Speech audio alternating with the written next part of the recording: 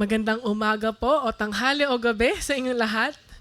I hope na kahit ano pa yung nararamdaman mo ngayon sa araw na ito, mamaya isuko mo yan sa Panginoon. Lahat ng daladalahin mo, isuko mo yan kay Lord. At i-appreciate natin yung napakagandang araw ngayon, di ba? Nakakatuwa na binigyan ulit tayo ng Diyos ng isa pang araw. Or sa mga susunod na araw, di ba, patuloy ka magpasalamat. At bago tayo magsimula, tara mag-pray po tayo. Oh, Heavenly Father, we thank you so much dahil yung pagmamahal mo, kapatawaran mo, Panginoon, hindi mo po yan binabase sa lahi man, Panginoon, sa pamilya na pinanggalingan namin. At nung tinanggap ka namin, Jesus, bilang Diyos sa tagapagligtas, grabe yung ginawa mo sa buhay namin. Grabe yung pagbabago. Grabe, Panginoon, yung ligaya na inihatid mo sa buhay namin, sa amin, ng mga nalulumbay. Kaya, Panginoon, inaanyayahan po namin ang iyong presensya na maranasan namin. At dumaloy po, Panginoon, ang iyong pag-iibig sa aming katawan. Dumaloy, Panginoon, ang ligaya, ang kapayapaan, Panginoon, na nanggagaling lamang sa iyo. Ikaw po ang magkansila sa lahat ng tangkat, gawa ng kaaway, Panginoon. Huwag niyo pong hayaan, O Diyos, na magkaroon ng kahit katiting, Lord God, na panggugulo ang demonyo sa amin, sa aming pag-aawitan, Lord God, sa aming pagsamba. Wala po siyang karapatan na guluhin po kami, Panginoon, dahil siya ay talunan. At kami, Panginoon, ay binigyan mo ng katagumpayan. Lord, naniniwala kami, mamaya sa aming pagpupuring pagsamba, gagawad mo po sa amin ang kagalingan, ang iyong mirakulo, Panginoon, sa lahat, Panginoon, ng gustong gumaling, lalapit sa iyo, O Diyos, at siya ay gagaling. Sa lahat ng gustong kumawala sa talikala ng kasalanan, o kahit anong relasyon, Panginoon, lalapit sa iyo, O Diyos, at iyong palalayaan. Salamat, Lord, pinili mo kami. Salamat, Panginoon, hindi ka naglumot. Kaya nararanasan namin, Panginoon, yung ang iyong pag-ibig at binigyan mo ng kulay ang aming mga buhay.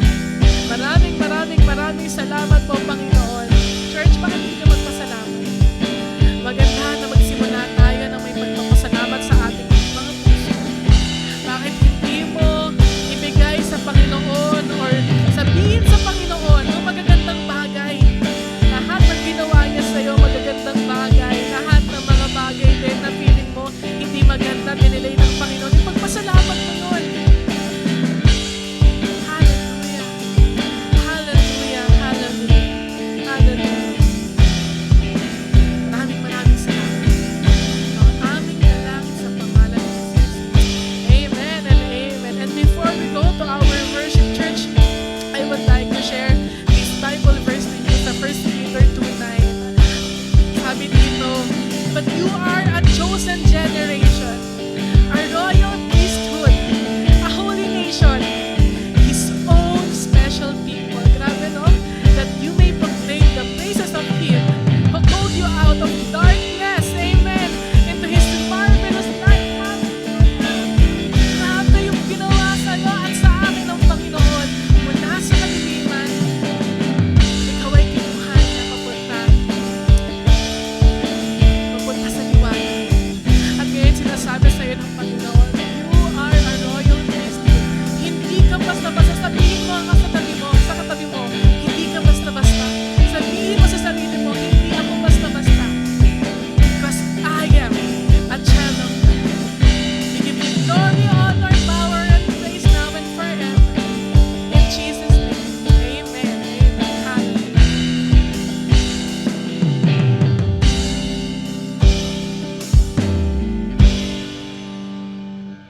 And let's start to worship the Lord. Hallelujah!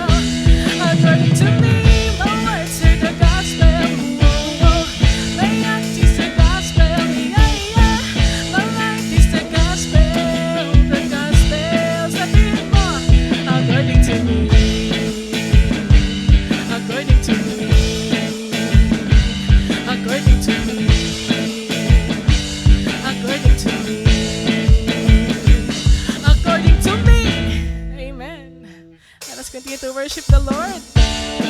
Hallelujah! Ganito tayo. Tinitingnan ng Panginoon. Hallelujah! Hallelujah!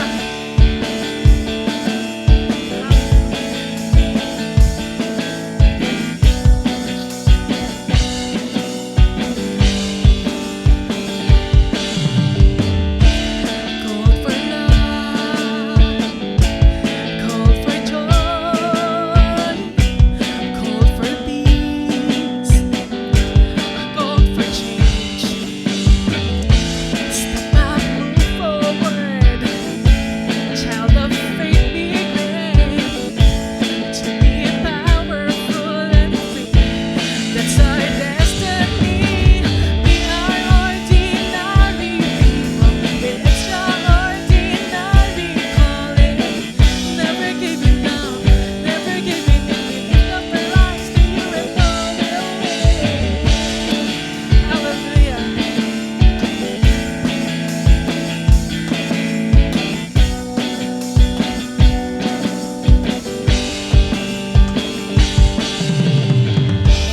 Called for faith, called for hope, called for freedom, saved by grace. Step up, move forward, child of faith, be great, to be powerful and free. Sabihin mo nga, that's our destiny. We are ordinary people with extraordinary calling. Never giving up, never giving in. We lift up our lives to you and all the way. We are ordinary people with extraordinary calling. Never giving up, never giving in. We lift up our lives to you and all the way. Whoa, whoa, yeah, yeah.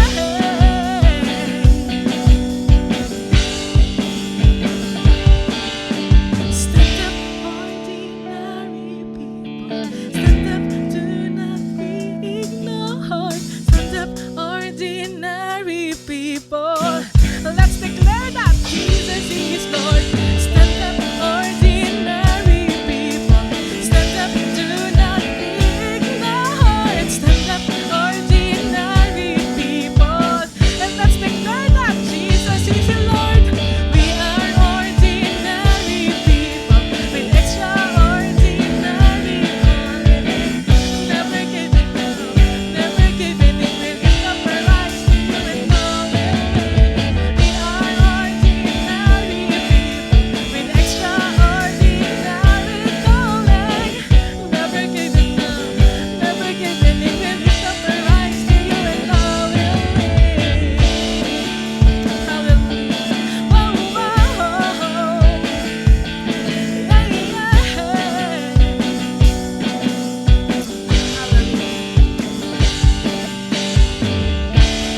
Ay, grabe na pag alam mo na kung ano yung posisyon mo sa harap ng Panginoon. Hindi ka matatakot, hindi ka mahihiya. Hindi mo siya kakalimutan. Lalong-lalo na, no, pag nare-remind tayo kung gaano ka-precious yung blood na umagos doon sa cross ng Calvary. Na pag naisip mo sa buhay mo ngayon, pag nagkakamali ka, tapos nare-remind ka, grabe, kung gaano ka-precious yung ransom para lang magkaroon ka ng buhay na walang hanggan. Luluhod ka na lang magpapasalamat sa lahat ng ginawa niya, sa lahat ng sinakripisyo ng ating Panginoong Jesus. Hallelujah. Let us continue to worship Him. The screaming silence of loneliness, resounding the need for a Savior. Shadows seems to fit their longing.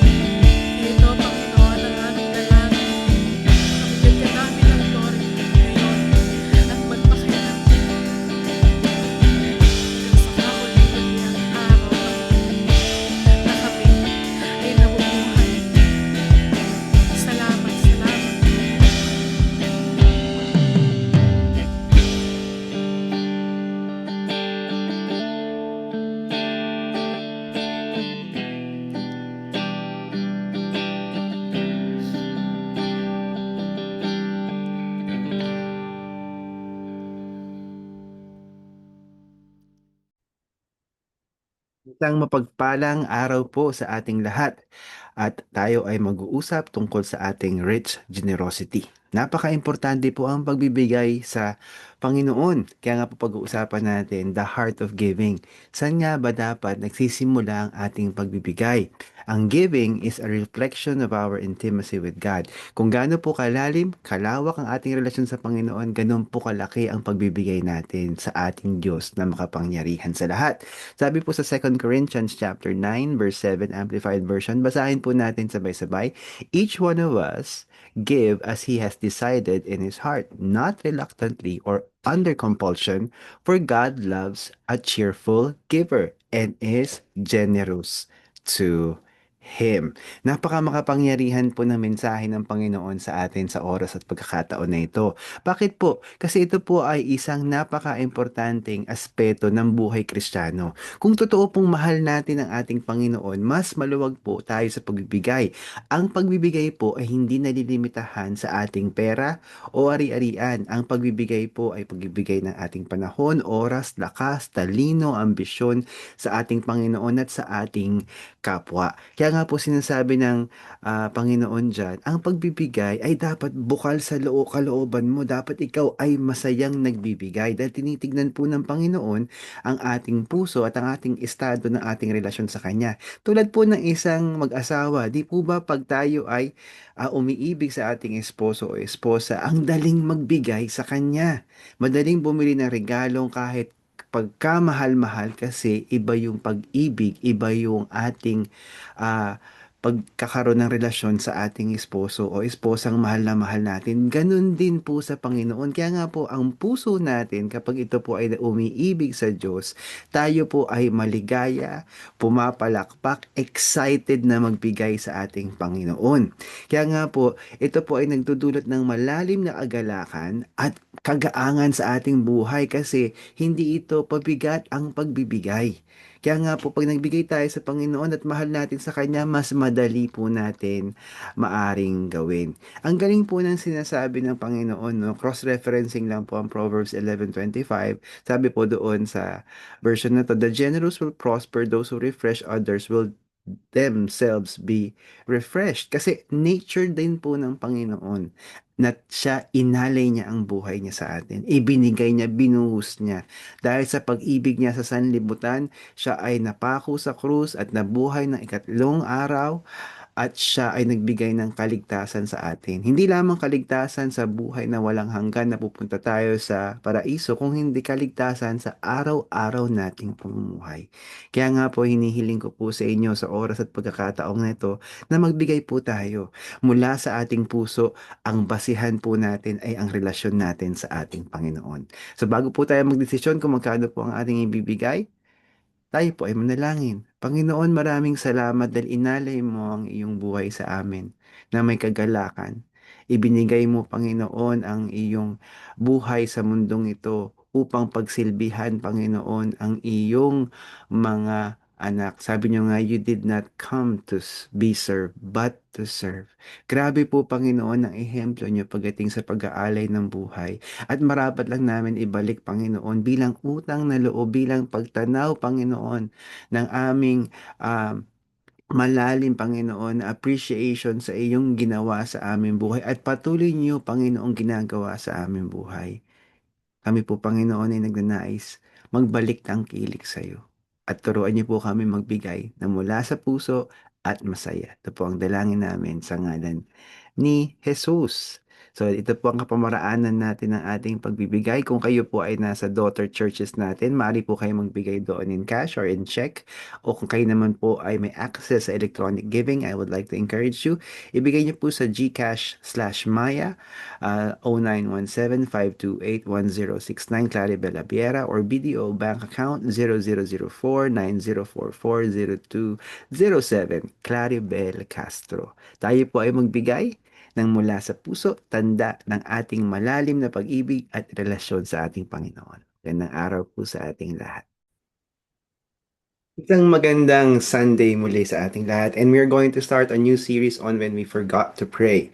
Can prayer really change anything? So, bukod natin kakalimutan, past tense po yung ginamit nating word dyan, forgot.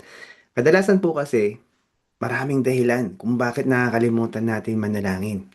Most often than not, dahil komportable tayo, may pera tayo sa bulsa, maayos yung ating pamumuhay. So in other words, everything is doing well for you in terms of the world side. So maayos yung tahanan mo, wala kang problema, sa school, nakapasa ka and everything, you have friends, blah, blah, blah. Tapos, magpe-pray ka lang kapag may dilubyo nangyari. Halimbawa, sa isang estudyante, bumagsak sa eskwelahan, o di kaya meron tayong nagawang violation na maaari tayo makick out doon sa eskwelahan na tayo ay nakabilong. And so, kung walang dilubyo, walang pain, hindi tayo mananalangin. Halimbawa, nawalan tayo ng trabaho, nagkaproblema tayo doon sa negosyo, then we go back and resort to prayer.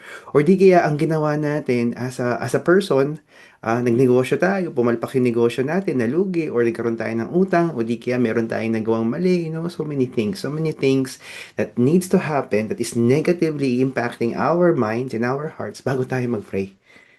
Mga kasama, wag nating antayin yun. Kailangan tayo mag-pray ah, habang tayo ay pinagpapala, para pag dumating yung panahon na tila nahihirapan tayo, may mga pagsubok sa harapan natin, patuloy pa rin tayong makakaangkla sa Panginoon. So huwag po natin kakalimutan, the power of the Lord is available to us and we all just need to pray. Huwag po natin kakalimutan na hindi po tinuruan ni Jesus mag-preach ang mga disciples, pero tinuruan niya mag-pray. At ang una na sentence na sinabi doon sa prayer, Our Father, sa ibang version, Abba Father, who is in heaven, holy is your name.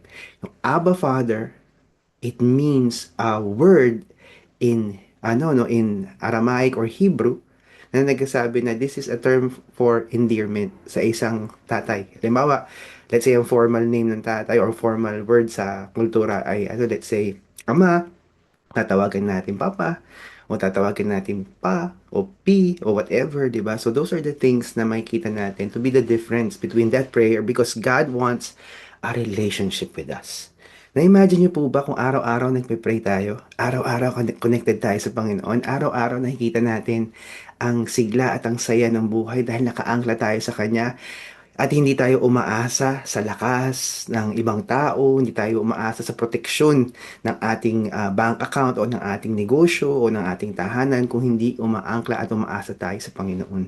At ang nagagawa po ng panalangin ay kakaiba dahil pag nakita po kasi natin ang mga katuruan ng Panginoon, no, it's inverse kabaliktaran ng kultura ng mundo. Mahalin mo ang kaaway mo, ipanalangin mo sila, yung mga nangungutya sa'yo, di ba? Tulungan mo yung mga nangangailangan kahit hindi mo sila kilala o kamag-anak, because we might be actually blessing God sa mga strangers na lumapit sa atin at humingi ng tulong dahil sabi ng Panginoon yun. And so, nandito po yun, yung ganong klaseng pamumuhay. Kailangan tayong magbigay. Bigay natin ang buhay natin. We carry the cross, di ba? So, kabaliktaran po ng kultura ng mundo kadalasan. Ganon din po ang panalangin. Kaya hindi popular ang panalangin. Mas popular ang chismisan, mas popular ang social media, mas popular manood ng sine, magmalling. Pag tinignan natin ang 24 oras natin, kadalasan zero ang segundo na inaalay natin sa Panginoon para tayo ay manalangin. Ngunit ito ang pinakaimportanteng panahon ng ating araw-araw na gawain. Kaya wag po natin kakalimutan, ang series natin for the month of June is When We Forgot to Pray. Can prayer really change everything? Totoo po. At sa araw na ito, pag-uusapan natin, too busy, too quiet? How busyness and noise have drowned out our prayer lives. So bago po tayo magpatuloy, tayo po ay manalangin. Panginoon, kayo po ang magturo sa lahat po ng nakikinig. Nanonood ng mensaheng ito, either live or on demand, Panginoong Ama. Alam po namin, Panginoon, maaring itong mensaheng na ito ay mapapanood, Lord God, 3 months from now, maybe 10 years from now, Heavenly Father, but the message is still a resounding yes. That we need to pray and we should never forget to pray. Lord, dalangin ko po, Panginoon, na ang bawat tao na naka-engage sa message na to will experience you, will understand how powerful that divine connection is. Habang pinapanood po nila ito, Panginoon, ito po ay magtila panalangin nila. Ito po ay magtilang kapangyarihan na kanilang nararanasan na hindi pa. O kapayapaan, Panginoon, na tumatakas, Panginoon, tinatakasan sila. O yung kagalakan, Panginoon, that they pursue sa pamamagitan, Panginoon, ng kamunduhan. Dalahin ko po sa oras din na ito na yung mga tahanang magulo, wala sa kaayusan, ay mag-start manalangin upang sila ay magkaroon ng kaayusan. Yung mga isip na maingay, magulo, mag-start manalangin para magkaroon, Panginoon, ng kapayapaan, kakalmahan, at tamang pananaw kung paano magdesisyon ayon sa kalooban mo. Kaya po, Panginoon, sa oras na ito, isa lang pong dalangin namin. Hayaan niyong maintindihan namin, maranasan namin ang panalangin, ang pinaka-importanteng aktibidades na gagawin namin sa umpisa ng aming araw. At tila maging panalangin, Panginoon, ang aming pakikinig sa iyo habang pinapainggan namin ang iyong salita. Hindi lamang, Panginoon, sa linggo na ito, kundi sa mga susunod na linggo na patuloy kami, Panginoon, kakapit sa mensahe ng nakakapagbago pala talaga ang panalangin. Hindi lang ng tao, hindi lang ng puso, hindi lang ng isip, kung hindi ng pagkakataon o sirkumstansya. Ito po ang dalangin namin sa ngalan ni Jesus. Amen. Ayan. Totoo po, prayer can change anything. So, bakit ba tayo huminto sa panalangin? Again, katulad po ng sinabi ko sa inyo, marahil sa mga dahilan na tayo ay komportable o meron kayong sariling dahilan. Paano nga ba naging busy tayo masyado at masyadong maingay yung utak natin o masyadong mabilis yung tibok ng puso natin na nananakaw na ang panalangin sa ating buhay? Maaari niyo pong sagutin yan on your own personal time. At ano nga ba'y nawawala sa atin kapag tayo ay hindi nananalangin? Kapayapaan, kagalakan, totoong pagpapala, di po ba ka? Yung unity sa family, direction, purpose, solutions dun sa mga problema, yung tapang, yung lakas ng loob para harapin yung mga challenges sa buhay o di kaya mag-try ng bago. So, ang dami pong nawawala kapag hindi tayo nananalangin. Nakakalungkot nga po eh, mas mahaba pa yung panahon na nagtututbrush tayo o naliligo kasi era sa panalangin eh. Yan ang katotohanan. Hindi po natin pwedeng ipagpaliban yung bagay na yan.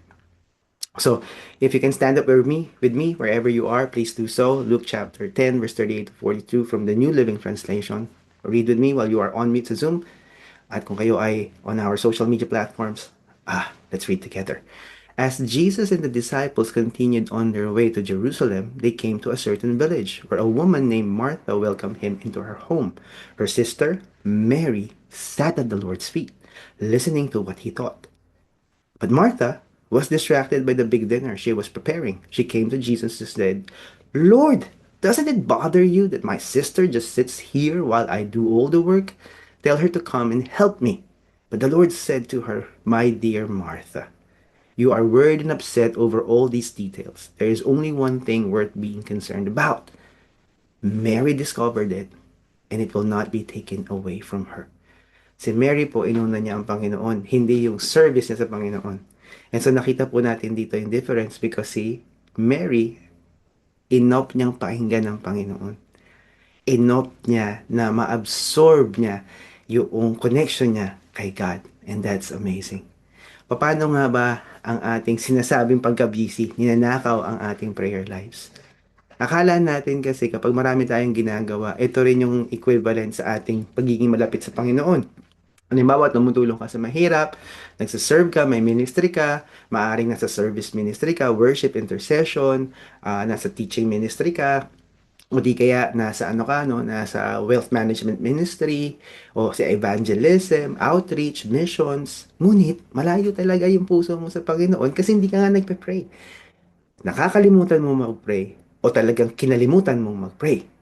Paano naging ano, no, tawag dito, paano naging kapalit ang business? 'Di ba? Parang sobrang busy natin, parang ito yung pinakamagandang magagawa natin. Feeling natin tayo ay malapit na malapit sa Panginoon at ginagawa natin ang kanyang work. Well, in fact, hindi natin ginagawa ang kanyang work. Parang yung mga Pharisees and Sadducees in the in the New Testament, they thought they were doing the work of God sa kanilang business, but they're actually creating more and more rituals that makes people enslaved to these instead of focusing on God. Pangatlo po, ang ginagawa natin, masyadong pinapakinggan natin yung ingay ng utak natin. Yung boses na dapat natin pinapakinggan, hindi natin mapakinggan kasi hindi tayo nananalangin. Ang boses ng Panginoon. O at the very least, boses ng isang tao na mature in the faith na maaaring matulungan ka. Ang ingay na ating pinapakinggan ay boses ng mga tao sa ating kapaligiran. Maaring yung mga chismoso-chismosa, mga tao may impluwensya sa ating buhay, o di kaya yung mga tao na wala namang connection sa atin pero parang batas pag sila ay nagsalita kasi sila ay sikat. At inuna natin kasi yung mga tingin nating mga mas importante kasera sa importansya ng panalangin. Huwag po nating hayaan na manakaw ang ating panahon sa panalangin. Ayan na po, nilatago po ang potensyal na apat na dahilan kung bakit ang ating buhay panalangin ay nananakaw. Ihinto po natin. Kung mayroon pang ibang dahilan, I'm sure marami pa pong iba, ngunit ito lang po yung aking nalathala sa inyo. So, ano po ang nangyayari kapag unti-unting nawala ang ating panalangin?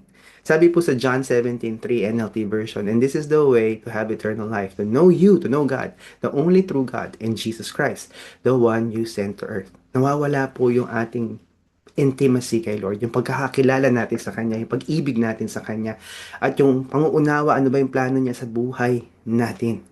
Ang panalangin po ay pag-uusap. Nagsasalita tayo, nakikinig tayo. At syempre, habang nagbabasa ka rin ng salita ng Diyos, part din siya ng devotions or panalangin mo sa araw at oras na yun. Dahil ang scriptures po, pag tama ang pagbabasa natin, hindi natin minamadali, ninanamnam natin, hinahayaan natin ang banal na espiritu na kausapin tayo, kinakausap po tayo ng Panginoon. Yun po ang pinakamaliwanag na will ng Panginoon para sa ating buhay, ang scriptures. So that is very important. Pangalawa po, anong nangyari? We lose His guidance. Paano po ang nangyari? Dahil tayo ay nakatingin sa ating kapamaraanan. Anong sabi dyan? Proverbs 3:5-6. Trust in the Lord with all your heart. Do not depend on your own understanding. Seek His will in all you do, and He will show you which path to take. Ang tamang daan ay daan na naandun ng Panginoon. Kahit minsan illogical, kahit minsan irrational. Parang nung inalis ng Panginoon ang mga Israelites sa Egypt, tapos natambad sila sa Red Sea, the armies of Pharaoh was approaching them, was about to annihilate them, papatayin silang lahat. Parang illogical na naandun tayo. Pero dito kasi yung path towards the promised land. At ano nangyari? Sabi ng Panginoon, don't be afraid, be still. Nag-comply ang mga Israelites. All of a sudden, the Red Sea parted and they were able to cross the Red Sea. So, ganun po talaga siya. Pag tayo ay nagdesisyon sa ating sariling pangunawa, madalasan po palpak, kadalasan po sablay. Kasi hindi natin ito naangkla sa salita ng Panginoon at hindi natin ito nalapat base sa pag-ibig ng Panginoon sa ating buhay. Kaya yung direksyon na pinipili natin, direksyon na tingin natin tama, tingin natin. Hindi ito yung tama talaga na gusto ng Panginoon. Wala pa po ako nakitang tao na sinunod ng Panginoon kahit mukhang irrational or illogical ang kanyang ginawa, na sumablay ang kanyang pamumuhay. Katulad po ng unahin siya.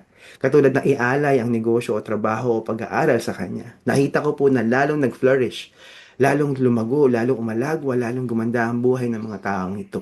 Dahil may gabay ang Panginoon sa kanilang buhay. Nawawala po yung kapayapaan na pinagkaloob ng Panginoon sa atin. Iba po yung kapayapaan na ating pinopursue through worldly means, at iba yung kapayapaan na inalay ng Panginoon sa atin. Sabi nga ni Jesus Christ, di ba? My peace I give you, my peace I leave you. But Philippians chapter 4 verse 6 to 7, ito po yung magandang source ng peace. Apart from Jesus, of course. Sabi po dyan, don't worry about anything. Wow! Huwag tayong mag-alala about anything. Instead, pray about everything. Lahat. Panalangin natin. Tell God what you need and thank Him for all He has done. Then you will experience God's peace. So, kailangan po tayo manalangin. Yun po ang utos ng Panginoon. Kailangan gawin natin. Ano mangyayari sa atin pag ginawa natin yun? Then we will experience God's peace, which exceeds anything we can understand. His peace will guard our hearts and minds as you live in Christ Jesus. Babantayan ng Panginoon ng puso natin, ng isipan natin, para sa ating pamumuhay tayo ay patuloy na merong kapayapaan. Marami pong ipapagawa ang Panginoon sa atin na taliwas sa lohika ng mundo. Pero ito po yung paraan kung paano tayo lalo magiging matibay sa ating relasyon sa ating Diyos na makapangyarihan. Ito po yung magbibigay sa atin ng mas mataas na kalidad ng pamumuhay na hindi pa natin nararanasan ever. Dahil yun po ang kapangyarihan ng panalangin. Grabe. Kapag hindi po tayo nanalangin, ano mangyayari sa atin? Mawawala po ang kapangyarihan niya sa ating buhay. 'Di ba? Isipin niyo lang po kung ikaw ay let's say officer sa sa classroom. Binigyan ka ng authority, let's say sergeant at arms, 'di ba? Ewan ko kung ganun pa rin yung nangyayari sa elementary tsaka high school, pero may officership kasi sa classrooms before. So yung kapangyarihan na yun, hindi yan dahil sa anong apelido mo, hindi dahil sa ito ay karapatan mo, hindi. Ito ay dahil naboto ka. So yung otoridad na meron ka bilang Sergeant at Arms ay hindi mula sa iyo. Hindi dahil nagpagal ka, hindi dahil meron kang ginawa, kundi dahil binoto ka democratically noong iyong class para maging Sergeant at Arms nila. Dahil sa authority na yan, sila ay nagpapasakop sa iyo. Maaaring yung mga hindi bumoto sa iyo, ayaw ka sundin, ngunit meron ka pa rin kapangyarihan kahit ayaw ka nilang sundin. Ang Panginoon po binigyan tayo ng kapangyarihan. At ang kapangyarihan na yon ay dahil tayo ay anak niya. Nawawala siya o nag-fade kapag tayo ay nadidisconnect sa Kanya kasi ang ginagamit natin yung kapangyarihan natin. So, hindi na yung otoridad ng Panginoon, hindi na yung kapangyarihan niya. Kaya sabi ni Zechariah, diyan, di ba, um, para kay Zerubbabel, "It is not by force nor by strength, but by my spirit, says the Lord of heaven's armies." Kasi nga naman po, ang kapangyarihan ng Panginoon ay nagdadala ng healing, nagdadala ng deliverance, nagdadala ng humility. Hindi to pwedeng gawin ng tao, hindi to pwedeng makuha sa pamamagitan ng willpower, yung ginusto ng tao na meron siya at afterwards hindi niya na magagawa ulit. Hindi po ganun siya. It's not a super power. It is something that is ordinarily given by God, who is an extraordinary master of the universe. And therefore, para sa atin, itong mga katangian na binibigay ng Panginoon o yung kapangyarihan na binibigay niya sa atin, ay talaga nga naman nagiging totoo, nagiging buo sa ating buhay dahil tayo ay konektado sa Kanya. At syempre, na babalik mo sa Panginoon na siya yung dahilan nun. Ay gagawad mo sa Kanya yung tamang praise and glorification because that is God, working through you. At alam mo na wala ang kinalaman nun except to represent God. Grabe po talaga ang Panginoon. Kaya nga sabi ng Panginoon sa mga disciples, pag-akyat ko sa langit, paraphrasing lang po to, ini storytelling ko pa lang po. Pag-akyat niya sa langit, pag-ascend niya sa heaven, nag-iwan siya ng mensahe about, go and make disciples. At sabi niya prior to that, antayin niyo ang power of the Holy Spirit. And then when the power of the Holy Spirit came, they were the witnesses of Christ, diba? In Judea, in Samaria, Jerusalem, Judea, Samaria, and to the ends of the earth. Grabe po ang ginawa ng Panginoon. And that is the power. That's why yung mga disciples, when they speak with the authority of God, the power of God. So yung outcome ng kanilang preaching, si God si God yung source. Hindi yung dahil eloquent, let's say si Peter, ang lupit ng sinabi ni John. Hindi. The power to change people's lives comes from God. At itong mga disciples niya represented God na dumaloy yung kapangyarihan ng Panginoon sa kanya. Ganon din po tayo. The power of God is available to us because He has promised that. And of course, nawawala yung sensitivity natin spiritually. So what happens? Nagiging indulgent tayo sa kasalanan. Nagiging prone tayo sa spiritual errors. Misjudgment, miscommunication also dahil hindi natin naunawaan talaga yung sinasabi ng tao. Remember, ang communication, it's more than verbal. Most of it is actually non-verbal cues. So, nawawala po yung sensitivity natin about our environment. Ang pinakamalupit nito, nawawala yung awareness natin sa sarili natin. Tingin natin matino tayo, pero actually mali tayo. Tingin natin tama yung sinasabi natin, actually mali siya. Tingin natin yung sinasabi natin is appropriate, pero nakakasakit pala siya. Well, there are a lot of ways to discipline a person. And of course, that person will be hurt kasi who would love to be disciplined? But there is the way where the power of God flows through the person who disciplines that person, and the person receiving the discipline experiences the love of God. And also the love of the person na nagdidiscipline sa kanya. So alam niya na mahal siya ng tao. Alam niya na mahal siya ng Panginoon. At alam niya na kailangan gawin ito na nagdidiscipline sa kanya. So yung nagdidiscipline, maaring magagalit pa rin doon sa tao. Yes, that's a normal reaction. Maaring magtampo doon sa tao. Di ba? O maaring magtampo sa Panginoon. But at the end of it all, alam niya pa rin na experience niya yung love out of that discipline. 1 Thessalonians 5:17-19, New Living Translation. Sabi niya, never stop praying. Be thankful in all circumstances, for this is God's will for you who belong to Christ Jesus. Do not stifle the Holy Spirit. So, naging mapagpasalamat tayo dahil alam natin ang panalangin ay nagdadala ng kakaibang sensitivity sa atin.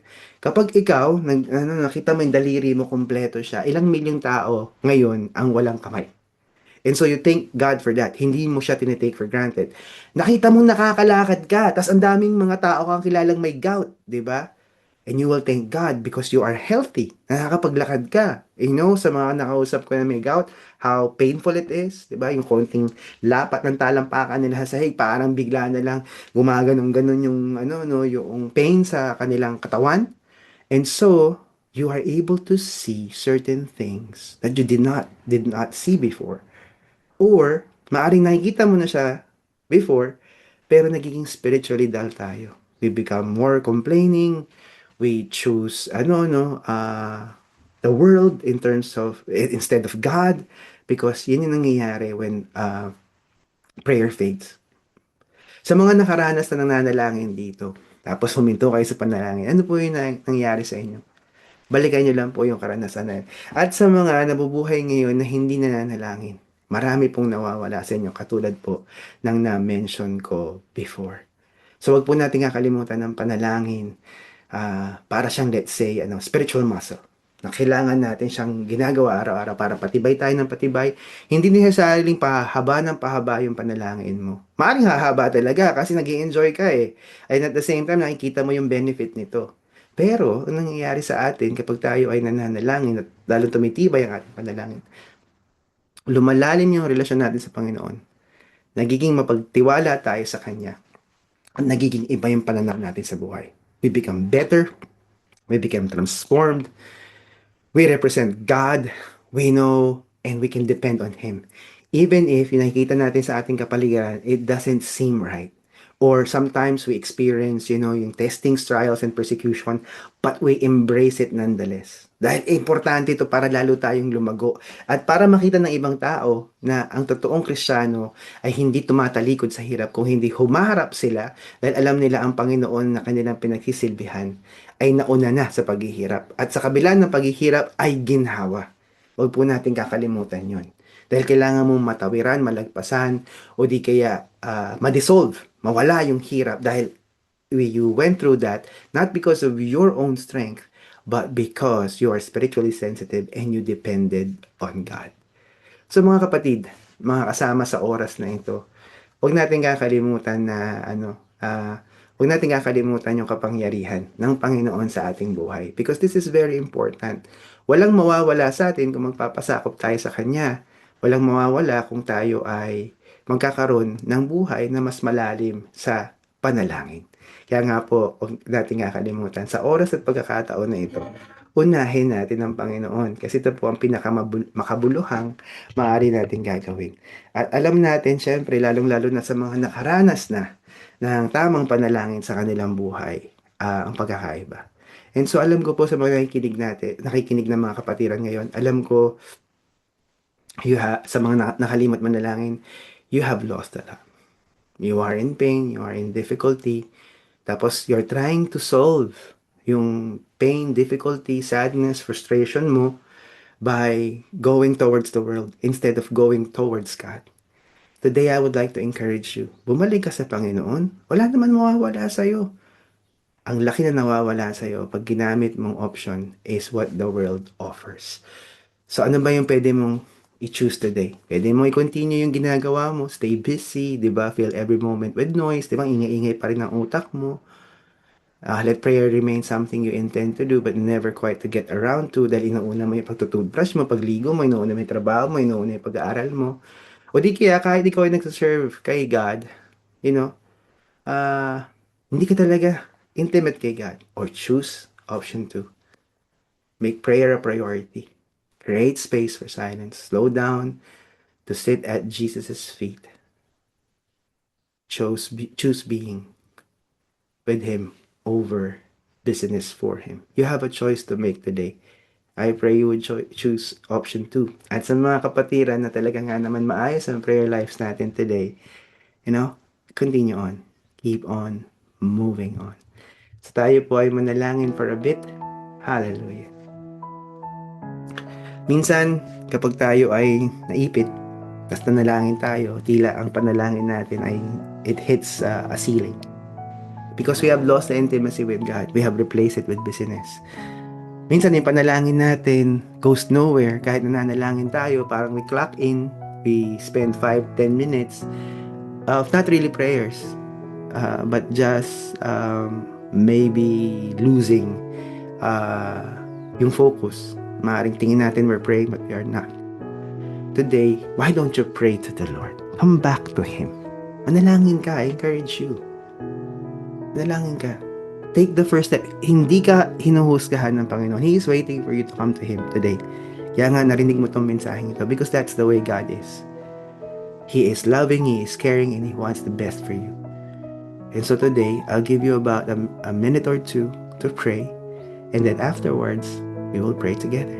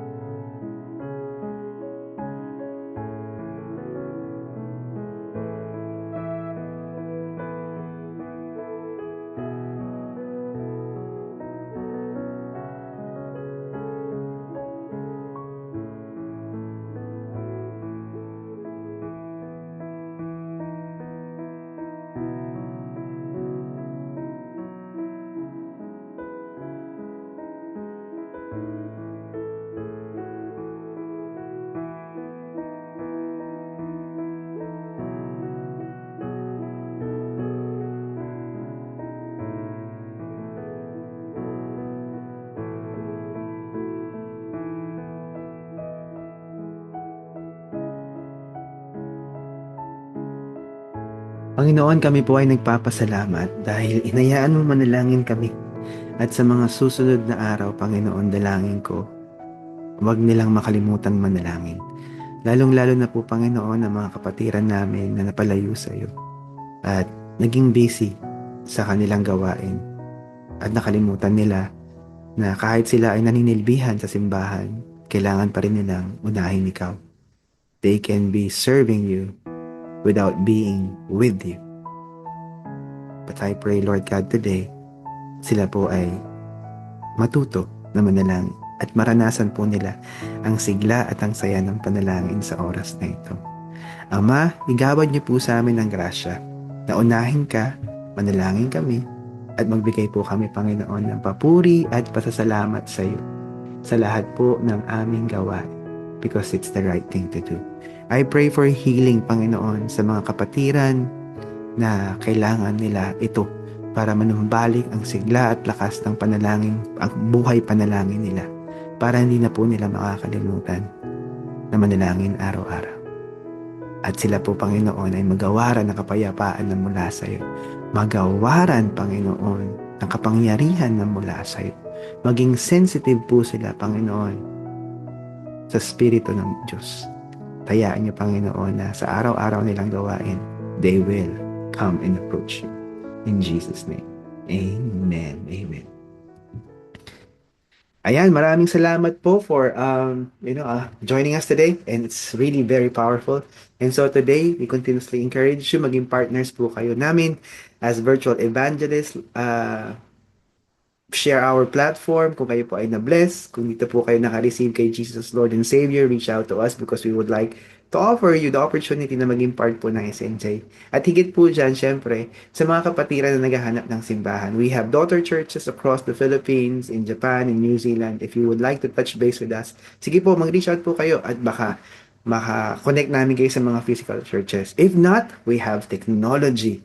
Di ba? It is like, being able to cut across difficulties ng geography para pwede pa rin tayo magtagpo sa isang lugar sa pamamagitan ng kapangyarihan ng Panginoon. So, I encourage you, reach out to us. We would like to touch base with you and we would like to hear your voice via voice chat or call or whatever it may be. And so today we have a short fellowship sa mga kasama namin sa Zoom. Please do stay for a while. At sa mga kasama natin sa social media platforms, when you reach out to us, we will invite you over na maging partakers ng ating Zoom worship para magkaroon po kayo ng opportunity to fellowship as well. So God bless you and keep you and may He make His face shine upon you. Goodbye for now and we will see you again next Sunday.